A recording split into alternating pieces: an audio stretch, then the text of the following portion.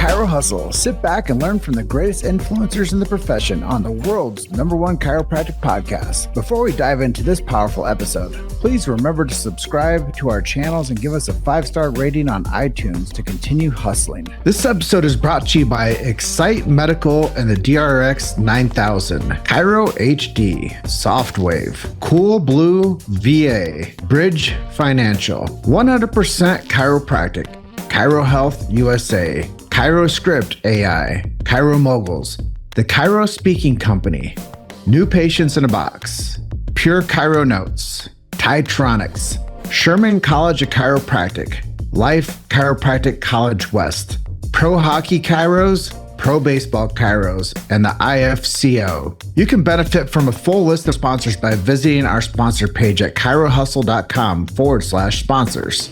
Links in the description. Now, let's hustle. Hey guys, welcome to episode 661 of the Chiro Hustle podcast. I'm your producer, Luke Millette, and here's your host, James Chester.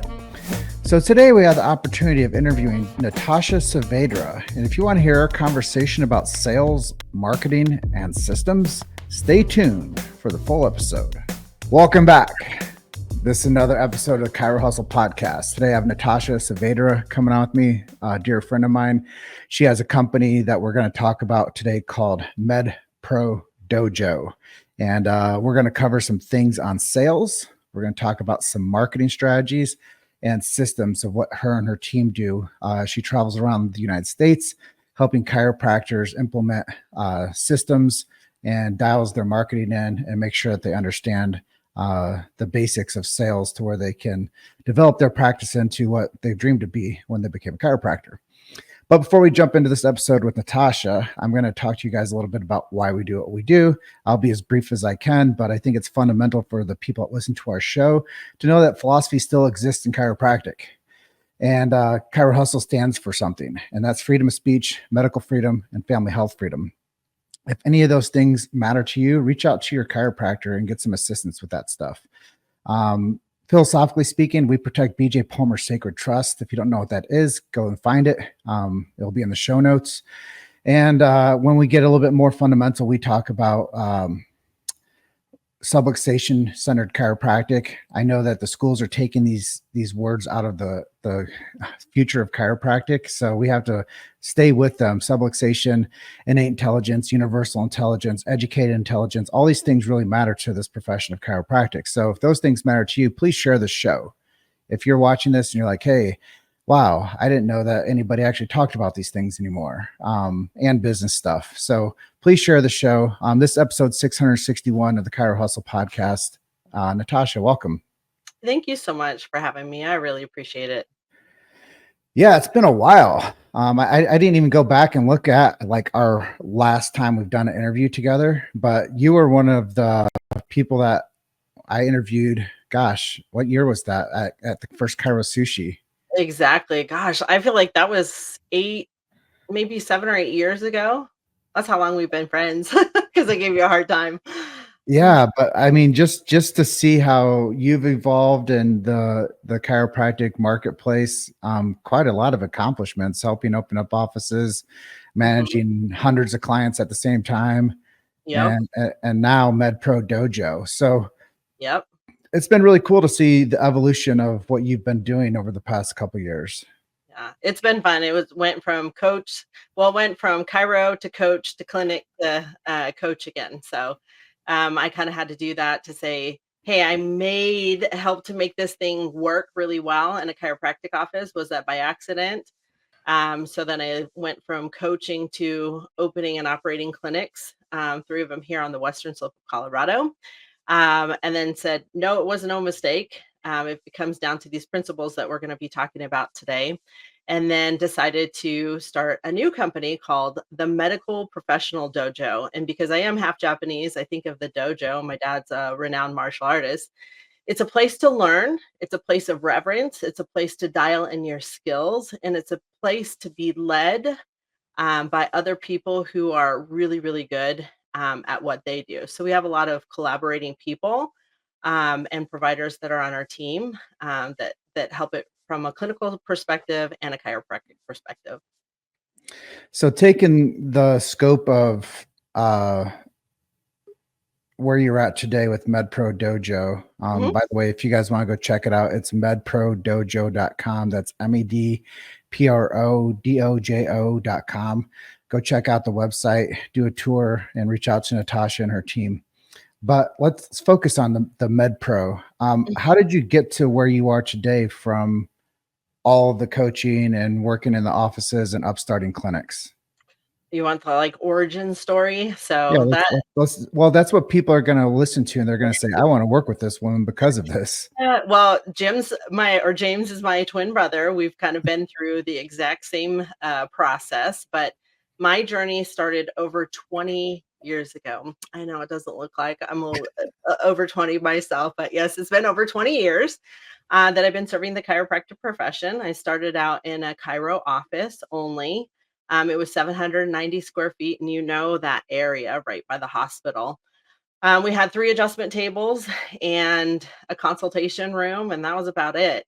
We had to have people wait in their cars, because we grew so quickly. So that went from a 60 to a 500 visit office, and that was over a 10-year period. And so that's where I got a lot of, the art, science, and philosophy of chiropractic, just fell in love with it. And I can talk with the best of them because I'm so in love with chiropractic. So from doing screenings and marketing and front desk and case management to the clinic director, and then moving on to consulting chiropractors and medically integrated offices. I got to do that over 4 years and help hundreds of offices. And I thought, I really missed serving people. So 2018 opened a clinic, and then 2020 in the pandemic opened another clinic, and then 2023 opened the third clinic. So have since stepped away from working in the clinic and coming back to the consulting. So we worked with chiropractors, MDs, nurse practitioners, hence the name medical professional. But my heart is always for chiropractic. And throughout this journey, you've learned different things. You've learned how to manage teams, you've learned how to implement systems, you've learned how Yes. to maximize marketing dollars, you've learned how to help with staffing issues. I mean, there's so many things that come up in a small business that takes care of people. Yes. What's maybe, I guess, off the cuff, what's some advice that you would give to somebody that's, kind of struggling in that arena? Maybe say that they don't know where they need to go next for growth, or they don't know how to, I don't know, billing's tough. Like, Yeah. I totally get that. But for me, is like my faith standpoint is to have fellowship. Go to your colleagues, the people that you graduated school with, ask for help. We were just talking about that before we came on live here, is sometimes our inability to ask for help. I always tell people, be a mentor and have a mentor, whether that's a business coach or you're part of a mastermind, but you have to be part of a community. If you don't have that, it's very hard to do it on your own. It's very hard to be a source as the provider, the creator, the doer, and then the employer. So that would be my biggest advice. Be part of a community, reach out, build relationships with people who are doing what you're doing. A lot of times people look at that as competition, and it's really not, because we're trying to move the profession of chiropractic forward and radically transform the planet. And if we think that everybody's our enemy or our competition, then we never grow really great relationships. So whether that's in your community or communities beyond, people that you went to school with, get in community, go to conferences, continue to learn. That's one of our core values, is continued education and innovation. But having a mentor, and also being a mentor, because you're going to learn things and you're going to help rise up the next generation. And if we don't do that, that's how professions begin to die out. well, I think there's a lot of good what you just shared there. And I think based on finding community, also building teams is a part of that internal community. Yep, And I mean, I've been in a system before where you pick the wrong person and it messes the whole thing up. it does. It really does. And it's like, the as cliche as it is, teamwork makes the dream work. I was just talking about that with my team this morning. Kind of, we do this Monday wake up message, and it's like under 3 minutes. But is the difference between one, onboarding a person, two, training them, and then three, apprenticing them. Most offices get in the place where they're stuck at onboarding, like, here's your paperwork, here's the employee handbook. You've done reception work before, great, go do it. They didn't get any training and they didn't get apprenticeship. So the training is like the hard skills of doing the position. The apprenticeship is the philosophy, the titrating your knowledge, the passion and the purpose, the mission and the vision. And I think that's missed so much. Your team, the ability to which your team is trained is going to be the ability to which you're able to scale and grow your business. So if you don't make the time because you're stuck in technician role and you don't have somebody that can come alongside and help you to integrate, that's where a lot of offices and a lot of entrepreneurs get completely stalled out, bogged down, and burnt out. So teams are everything, and getting the right training is so key. Well, let's get granular. I know that the opener, I said we're going to talk about sales and marketing and systems. Mhm, Let's jump right into topic one on sales. mhm, Off camera, we were talking about like training sales teams and having the right salesperson, getting to the emotional why and how to handle objections and having the tone to do so. So right. let's talk about how you see the sales cycle and how you see the sales system and how you build that culture. Mhm. So the sales cycle, like many offices, is the day one, day two process, or if you can convert them right there. But really, more of what we teach is the psychology behind that. What is the anatomy of the sale? So, as you're leading a person through this process, there's going to be indicators to let you know if they're moving along. So, we have an acronym, it's called Cascade. What is the complaint or the concern? How is it affecting them, not only at work, but at home and their social activities, physically, emotionally, chemically, financially, and with their family? Then we look at what is the severity of this. Okay, so that's where your OPQRST type of stuff. But we are really working to build the emotional why they're in your office in the first place. Okay, because pain can change you, and then pain can hurt you. When people come to where they have pains that's changing their personality, their outcomes, what they're able to produce, this is very serious. And then as we move through the day two, the Cade portion of that is, are they recognizing that there's a concern for the future if they do nothing about it? Are they acknowledging that they have a problem? And if so, are they demanding for something different? And that's a level of commitment that we're looking for.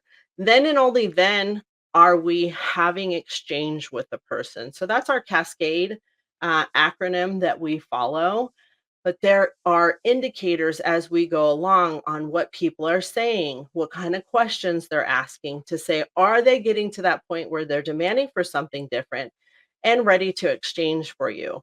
If people just come in and you get a little bit of health history and like, how much does it cost? And then they walk out the door, you missed an opportunity, one, first and foremost, to change a life and help heal this person from the inside out. But two, you're losing a ton of money. We just did a talk on this is like, what's the ROI on marketing? Well, sometimes you're paying anywhere from $200 to $500 a lead, depending on what you're doing. If you don't convert them, you just lost that $300 plus the potential of whatever that care plan value was. And who knows what's going to happen to that person moving forward. So really that's kind of the sales approach is understanding the anatomy and the psychology behind it and helping people to make good decisions for their lives. Well, I think there's a lot of honesty in that too, is, finding the leadership, instilling trust in them, and then taking that team within that company or that clinic and converting them into better teammates. Right. And I think that that's a huge disconnect with offices is, Mhm. like you said, not proper follow through, not proper acknowledgement and pass through. and people get stuck, and you just give them the job, and they're like, "Gosh, I'm glad that's taken care of." Yeah. I'm not going to check on them anymore. Just Yeah. go. And then you fail, and it's like, I don't know why I always think of like the Wild West. You know how the cowboy swings the doors open and the doors flap back and forth? That's how I see it. Like when you don't properly train people, it's like the Wild West. People come in and go out, and the doors always flapping, and you're like, I can't get any traction. Well, that's how you do it, is you invest in your team. The old adage is you want something done right, do it yourself. This is where docs get so stuck that, oh, I have to be the closer. I have to be the doctor. I have to be all these things. Well, then you're just a one man band. You can't do that. In order for you to carry out your mission and vision, you have to have a good team behind you. Everybody on your team is part of the sales team. I'm tired of hearing, oh no, it's just the case manager, it's the patient educator, it's the salesperson. No, everybody is responsible for that. And people say sales is a dirty word. It's not. We're constantly selling each other. Like I'm selling Jim, like, hey, come for a walk with me. Let's do an urban walk. I don't want to go up the hill, right? And so we're selling people all the time on where do we want to go to where do we want to go to dinner? What movie do we want to watch? Like this is all sales in life. It's your influence to influence somebody else to make a decision that maybe they weren't 100% sure on. Well, my big pull from all this is, how do we spend our money the right way? Exactly. And how do we convert those dollars back into growth, Hmm. instead of just spending money to think that that's going to return to us when we don't know what it's doing for us? And I think Yeah. that's what you've solved. And Like, go ahead. Sorry. that's the part that I really appreciate what you guys do, is Mhm. you've solved that. Like, Yeah. people aren't spending money just to spend money anymore. Like, I can't tell you how many times I've talked to somebody that's like, yeah, I did that and it didn't make me any momentum. It didn't like impact my business. And I actually feel like somebody like burned me, or I walked away from the situation and I don't want to work with a coach anymore, or I Yeah. don't want to like run marketing programs anymore, or gosh, I'll never do another Facebook ad again. All these things. Or I hate marketing, like, because it never makes me money. Hmm. And that's the difference between spending and investing. So I'm going to say that again. The difference between spending and investing. Spending is usually like fly by the seat of your pants type of decision. Investing is strategic, right? So when you invest your money into a person, a product, a program, you're being intentional to say, I am going to submit. I'm going to fully surrender to this thing. I'm going to do what's necessary because I took money to invest into this. Spending could be willy-nilly, right? So you really got to think about how you're saying it and the perspective in what you're doing stuff.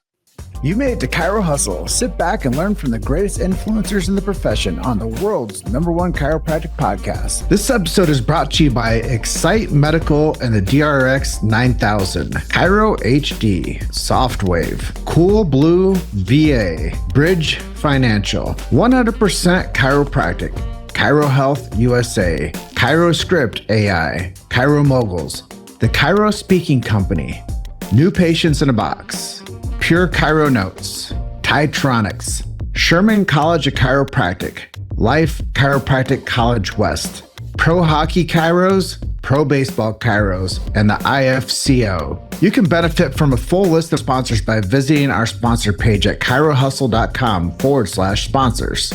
Links in the description. Now, let's hustle. And our dollars are harder to come by today. So you got to make sure that you're spending them wisely. Well, you know me, I got 6 kids and 5 grandchildren. So if I can make a dollar stretch, I can make a dollar stretch. And so, I teach my clients that all the time. There's so many things that we can be doing that don't cost us a ton, but where we decide to maximize and invest our dollars, because we do have to put money out, sometimes a significant amount of money, but being smart and saying, hey, I'm committed to doing this thing, not just throwing money at somebody hoping that they're going to solve your problems, because that's not how it works. Well, you have to be an active participant too. And Absolutely. you like you can't just hire somebody and think it's all going to be done without any of your accountability or your participation. So Yep. I find that that's a lot of times people are like, oh, I ran the card. Yeah. Well, running the Did my card part. is, I mean, if that's all the heavy lifting you're willing to do, then you're paying somebody else's bills, Yeah.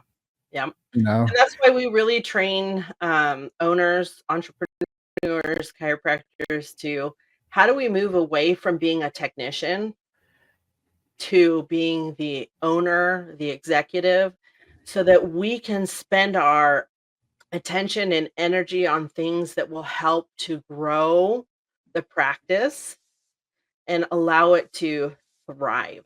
If you're stuck in everything, you're trying to be the salesperson, you're trying to be the chiropractor, you're trying to be the person who answers the front desk, or trying to do some ART and trying to do all these different things, it makes it very difficult. And this is where I've hired people like that. They burned out, and I'm like, great. They tried the entrepreneurship, and then I hired them to come and work in my office. I want to help owners know how to do it right from the get-go so that they can make their dreams a reality. They can live out their passion and purpose. So let's talk about marketing.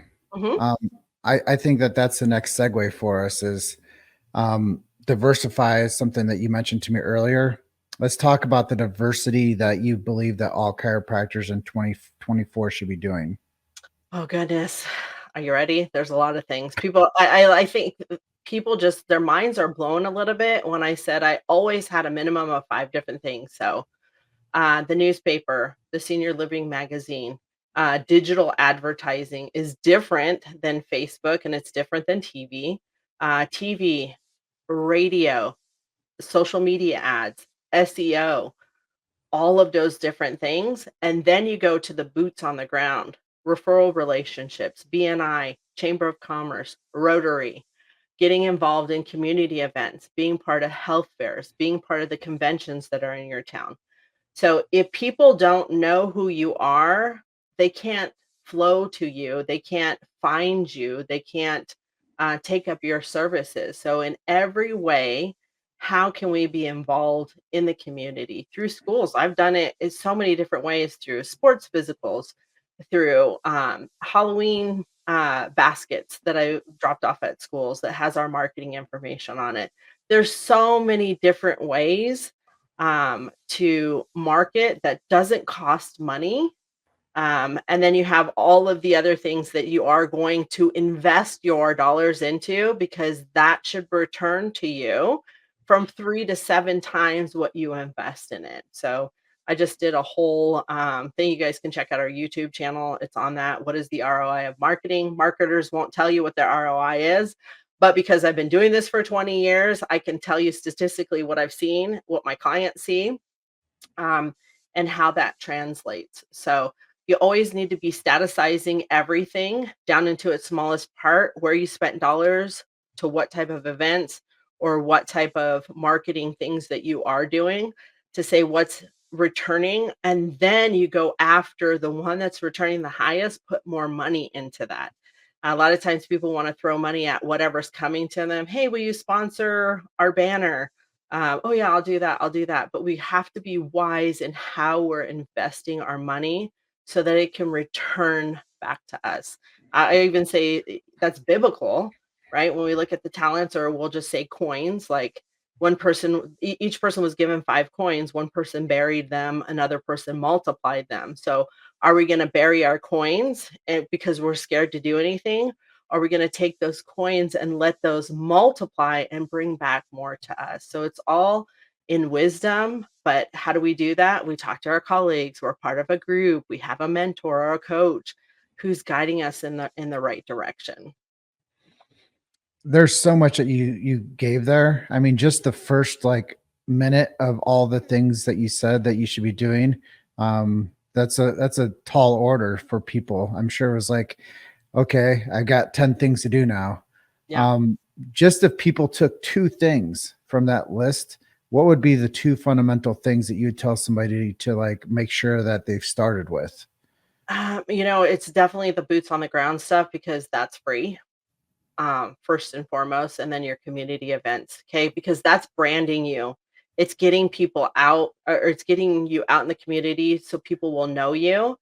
Doing the stuff that doesn't cost you much can then bring in people immediately to your office that now you can spend and invest those dollars into something that's going to be a pipeline that's bringing you in. But again, making sure that your brand awareness is happening in your community.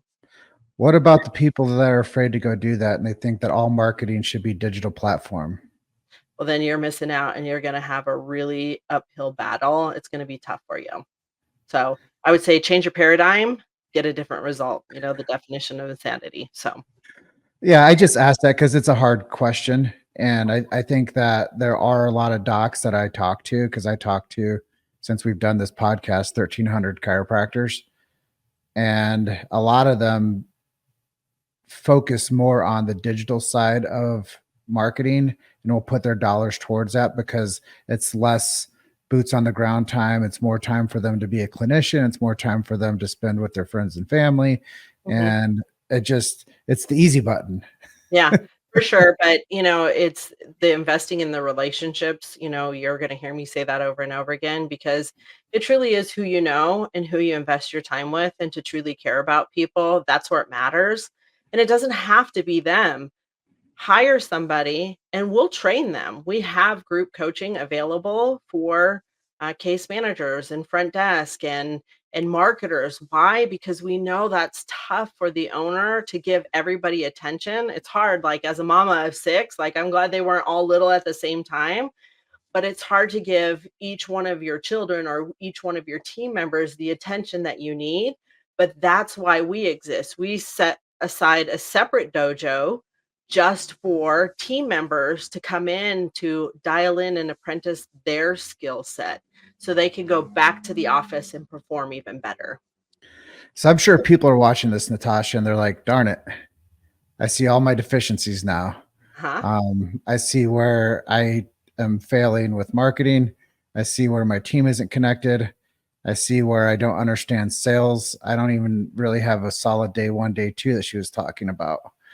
I know that your company's a master of systems, Mhm. and you can take somebody from good to great. What does it look like for you guys to like take somebody and work with them and to start that relationship as you talk about and become their trusted resource and help them find their footing to where that they can actually have the practice of their dreams? Right, and that can happen on gradients, for it just depends on where you're at mentally, emotionally, financially. We always start with surveying. Have you fill out a survey? Like we're going to ask you tough questions. What do you have in? What do you not have in? And that's going to give us a guide point. So we do what's called a SWOT analysis. We look at what are the strengths, what are the weaknesses, the opportunities, and the threats. And we present that, and then we say, hey, we think this would be the best solution for you. And then we write a strategic plan, something that could take you a month. It could take you 3 months, just depends on how busy you are, how much team support you have in order to accomplish that. What most people elect to do, and why you always see me on the road, just like you, traveling all over the place, is because people say, I want you to come to my office and help me do this ASAP. And it was literally, I had somebody call me and they said, I need you to come out. And I said, okay, well, I'm going to Japan for 2 weeks. Like, no, I need you to come out right now. So I went out, trained her sales team, and then came back, packed my bags, and left to Japan. Robbie wasn't so happy about that, but they were saying, "I need you, and I need you right now." So that's what we do. We show up, and it's kind of like John Taffer on Bar Rescue. He just has a knack to be able to go in and see what needs to be fixed to create efficiency.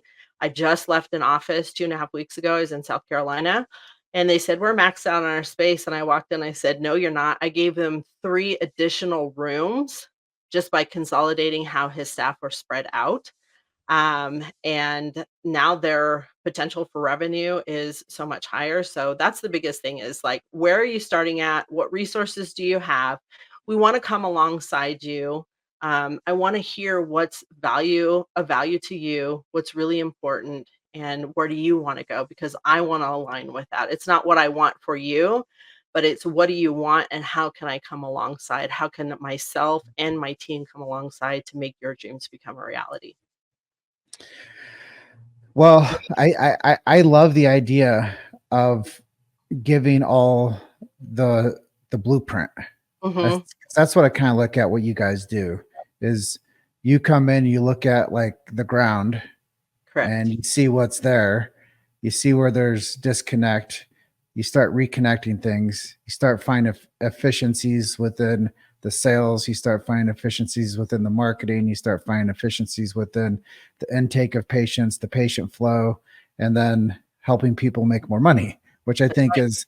I think that that's the hardest thing for anybody when it comes to hiring service providers like yourself is they're like, okay, now you guys told me all this stuff. Now, how does it work? Like, what is that relationship with people after you come in? Mhm. Yes, we usually follow it up with a couple months of group coaching for the entire team. I just did a call the other day, which I was elated.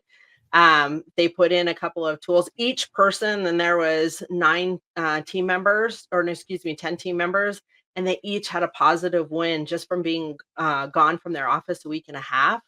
But that's what we do. We follow up with group coaching. We're watching the strategic plan because the strategic plan is not just assigned to the doctor. It's given to the doctor, but it's assigned to each team member when we go, hey, these are the things that need to be dialed in. And there's some accountability on that. They have to sign off on it and put the date of when they completed it.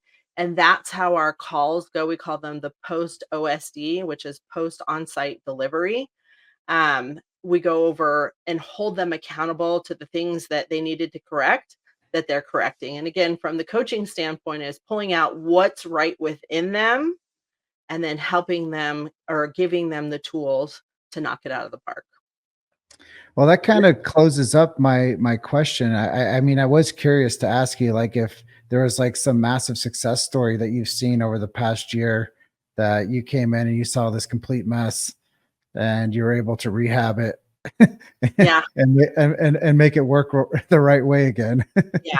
Well, it's a rare occasion that I can get a complete mess. It's the people who are wise to say, hey, things are going good, but I know good is the enemy of great. Okay. Those are the people who hire us. Could we do a bar rescue, a Chiro rescue? We absolutely could. But most of the people are doing good, but they just want to level up. So Got that was a big one, and most recently 2 weeks ago, that, one girl went from, about a 70% close to 100% close in just a week, from doing that, and then the rehab bay was trained up.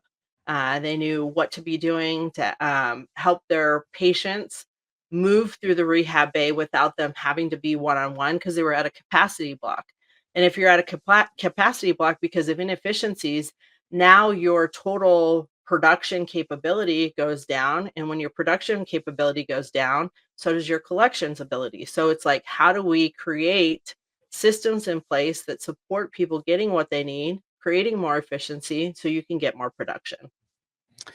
Well, I'll close out by telling everybody go to medprodojo.com, ask the experts, let them come into your systems, find out where you're doing good, and develop some strategies to get you to moving into the greater of your business and your systems. And yeah, I think there's a lot of dynamics that what you guys are doing over there. I think it's definitely something that people should be looking at and investing in, especially since we come into quarter 4.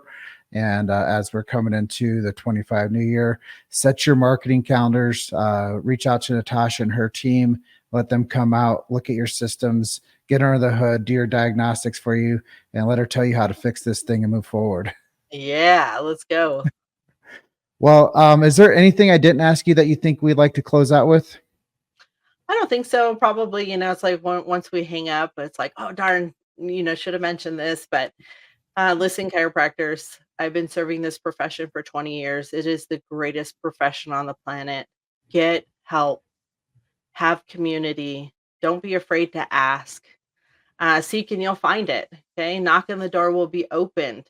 I want all chiropractors being ultra successful in the way that they're able to transform lives, but the lives of their communities, their employees, and their families, and that you're able to live the dream that you had when going into school, and not being a slave to your business and not burning out. We say burn brightly, not out. You have what it takes. Again, I love chiropractic. I'm a chiropractic girl through and through. What you guys are doing matters so tremendously. Invest in yourself, invest in your team, and the best is always to come.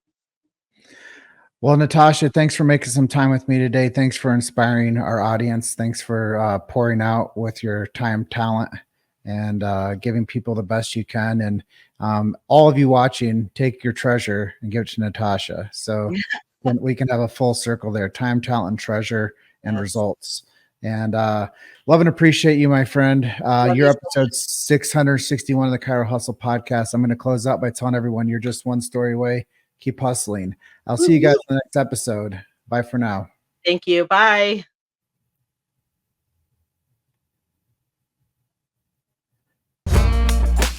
Thanks for listening to Chiro Hustle. Don't forget to subscribe and check back next week to continue hustling.